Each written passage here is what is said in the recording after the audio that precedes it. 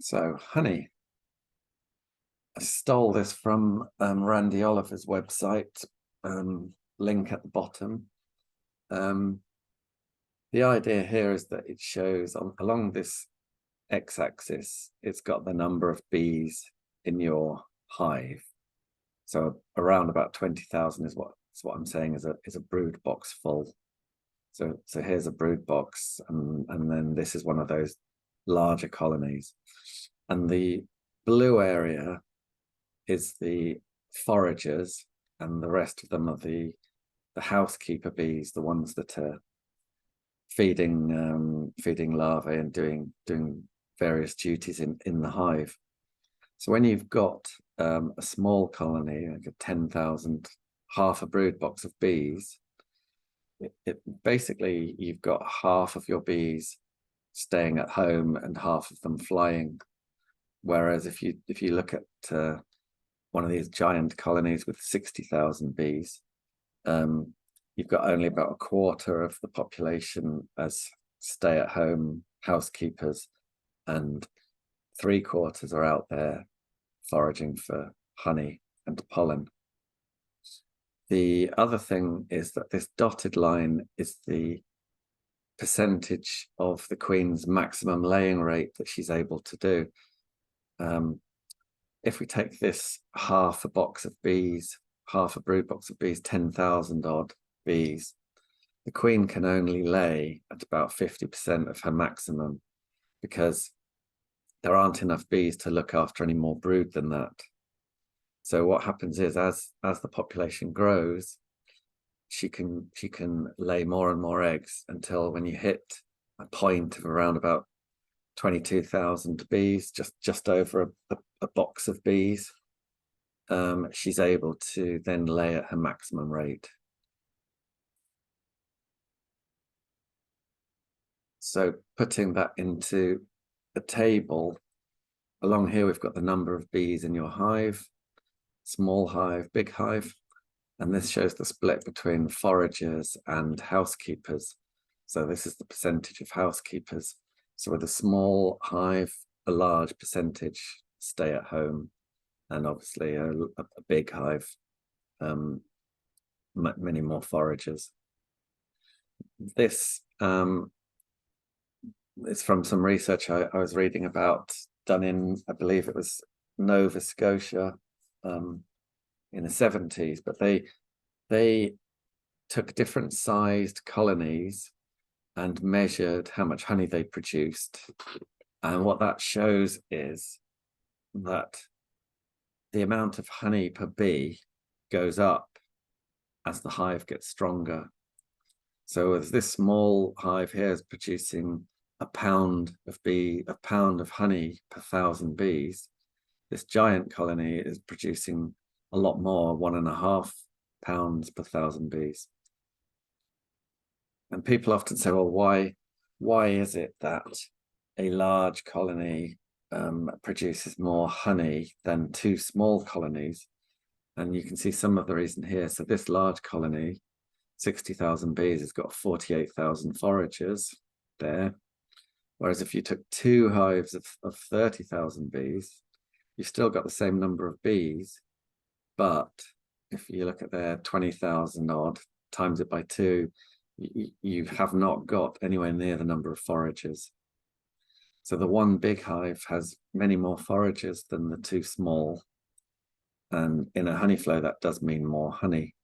But not only have they got more foragers, as shown here, they're making more per bee as well.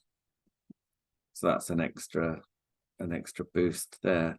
And the reason for that, I believe, is that, I mean, I don't know, but I was thinking about this, and like, why would a larger colony be more honey per bee? And I'm thinking that they've got more scout bees. So as soon as a tree or a field comes into bloom, the larger colony with more scouts will find it first. They've got more foragers, they'll be all over it, they'll get a head start on the smaller colony. And they also have much less chance of being robbed. the small colony might well be robbed by the big colony, but not the other way around. Plus, there's something about the scale and the efficiency.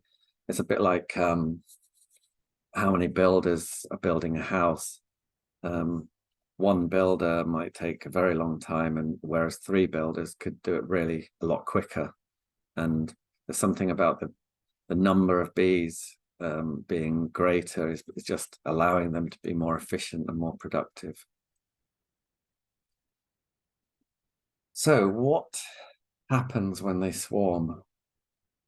If they didn't swarm, as we saw before, they would carry along here along this red line. But this yellow line shows what's happening with a swarm in May. And obviously the number of bees has dropped significantly because half of them have disappeared over the hedge. And also the amount of brood for a while dips because the queen goes, and it takes a while for the virgin queens to emerge and to get mated and start laying again. So you're losing brood and you're losing bees. And if you look at the gap between a swarmed colony and one that hasn't, it's behind all the way. It's behind all the way up until basically autumn.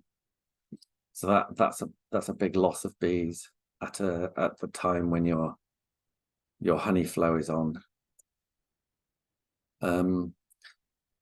If you did lose a swarm in May, I've assumed here that before the swarm you've got just over 30,000 and half of them disappear over the hedge. That swarm of 16,000 is actually largely made up of the younger bees. So you're not losing 16,000 of foragers. A large number of them are the younger bees because they're the ones that are going to quickly build wax and make a new home for the swarm. So you're losing about a third of your foragers. Is that right? I don't know. Yeah. Well, you're losing some foragers for sure, and you're losing a laying queen. So when you roll forward to July, if there was no swarm, you've got your 52,000 bees, but if they had swarmed, significantly less, and they won't catch up until too late. And translating that into lost honey, based on the numbers that I was looking at before, this is kind of what I would expect a lost swarm to do. It's basically you've lost 20 pounds of honey. It's quite possible that it would be more, but I'm going with that. And at retail prices, that's around about 180 pounds worth of honey that you've just lost by losing your swarm. And that's quite important, I believe, because if you think about that colony, it needs looking after. It needs varroa treatments. It might need feeding sugar. There might be some old comb that needs replacing, bits of maintenance. And all of that would easily be covered by this 180 pounds. And in fact, you'd be ahead. So if you don't lose a swarm, you're definitely going to be financially ahead, and your colony can cover its own costs through honey that it produces.